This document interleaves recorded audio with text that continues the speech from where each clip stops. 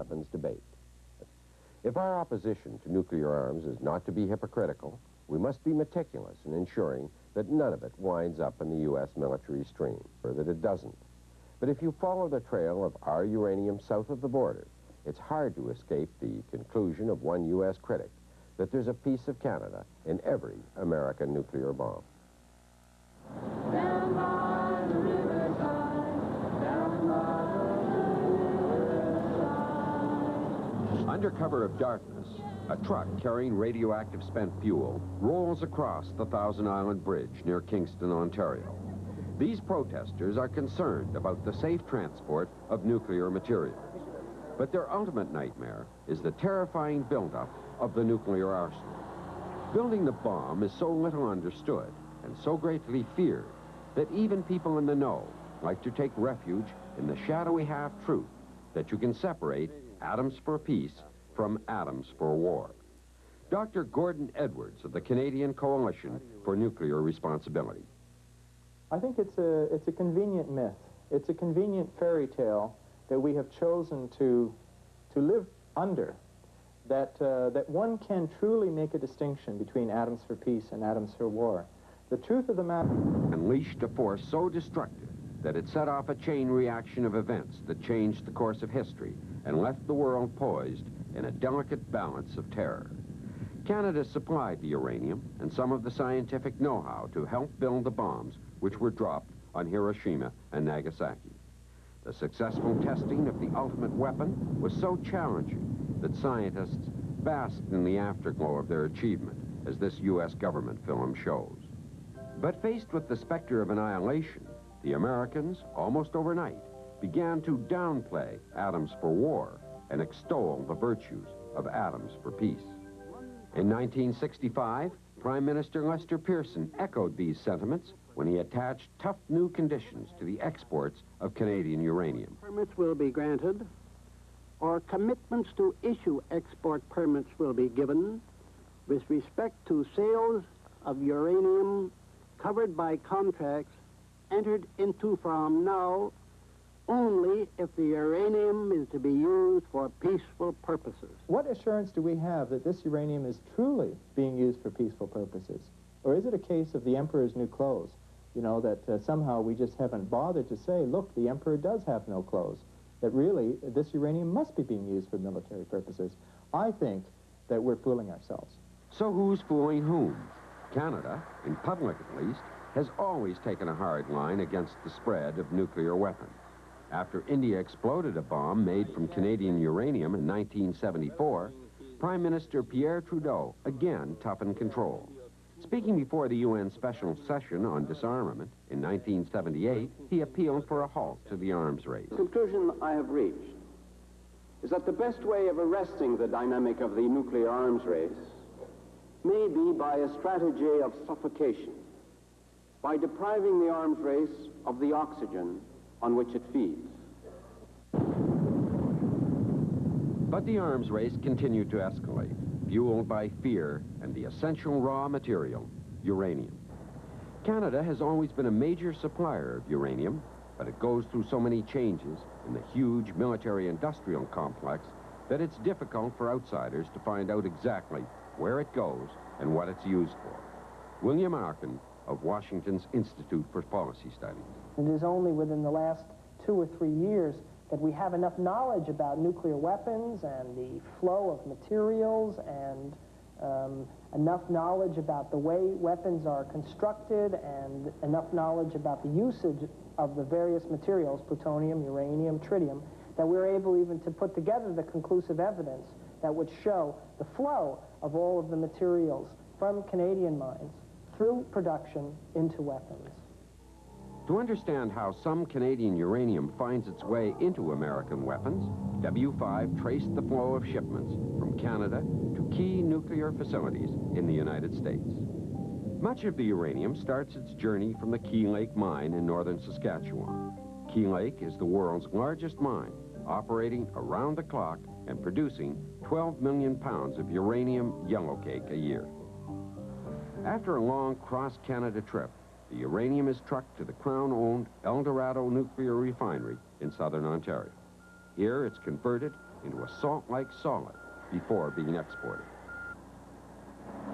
Next morning, a truck carrying empty casks arrives from Kentucky to pick up a shipment. It's just after dawn at Fort Hope, Ontario. Most of the town is still asleep. Trucks loaded with Canadian uranium, which has been refined at the plant here, roll out, bound for the United States. One wonders if Canadians would sleep as soundly if they knew that almost certainly a lot of this Canadian uranium winds up in the making of American nuclear bombs. A few days later, the truck pulls up to the enrichment plant at Paducah, Kentucky. Because Canada has no enrichment plants of its own, most of our uranium goes to the U.S. to be enriched, whether it's destined for an American or foreign customer. We followed this shipment to Paducah, one of the 3 enrichment plants run by the U.S. Department of Energy. It's here for the first time that Canadian uranium loses its identity. It's blended with uranium from other sources as it's fed in a continuous stream through miles of tubes and pipes. The end product is uranium-235, a radioactive explosive material that's capable of sustaining a chain reaction. To get 1 part of U-235, you have to discard 140 parts of U-238, a non-explosive material known as depleted uranium. This is how it's separated. The uranium is heated to a gaseous form and filtered through a series of barriers. After the process is repeated many times, the enriched uranium, on the right, goes out the front door for use in civilian reactors. The much larger pile goes out the back door to be stockpiled. These tails of depleted uranium have virtually no civilian use. We asked Arkin how we can be certain that no Canadian material winds up in weapons. There is no way that physically, and there is no way figuratively, that we have separated out the Canadian materials so that they did not go into the warhead. Is it a case, in fact, that this is stamped with a maple leaf so that you know that it's Canadian? The answer is no, it's not. This year, the American plants will produce 16,000 tons of depleted uranium. The U.S. military is free to draw on this stockpile, and Canadian uranium is neither identified nor segregated.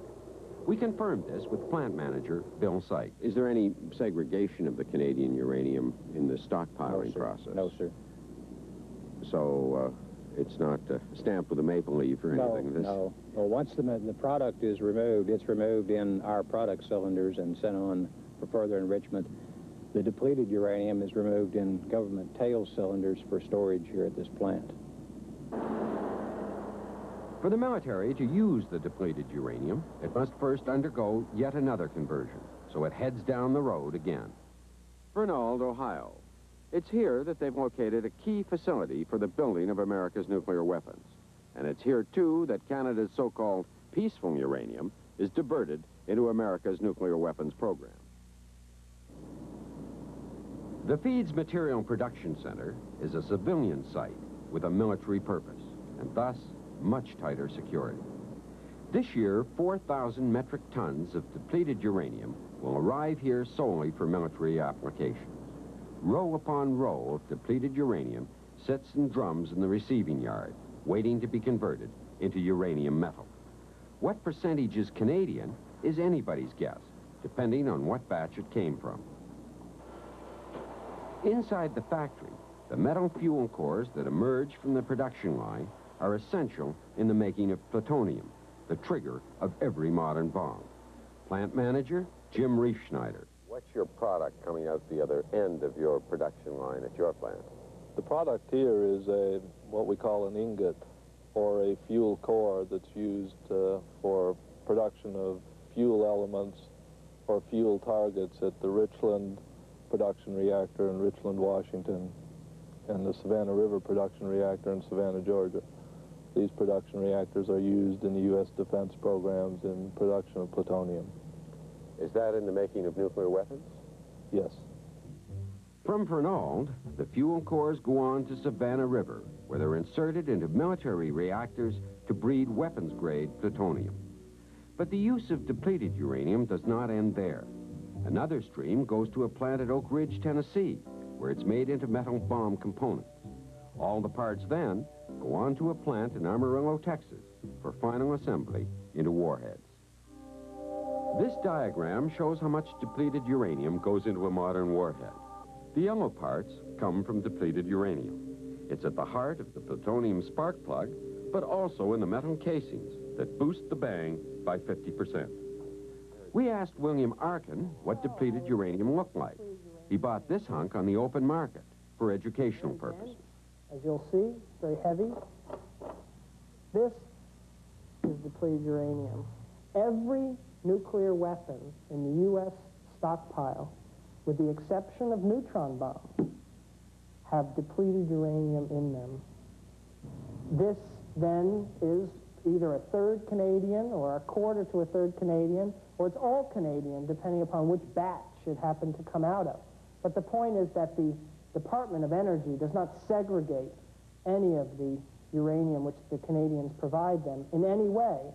So in the processing of highly enriched uranium, in the processing of fuel rods for making plutonium, in the processing of depleted uranium for use as depleted uranium, you can say that, well, that there's a little bit of Canada in every nuclear warhead. In every American nuclear warhead. That's correct.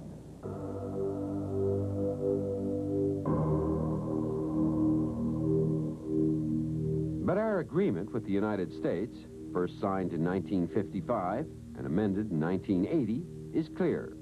No Canadian uranium, not a single molecule, is to be used for military purposes. Over the past 20 years, Washington, and especially Ottawa, seem to have placed more importance on the pure symbolism of their nuclear treaty than they did on its substance.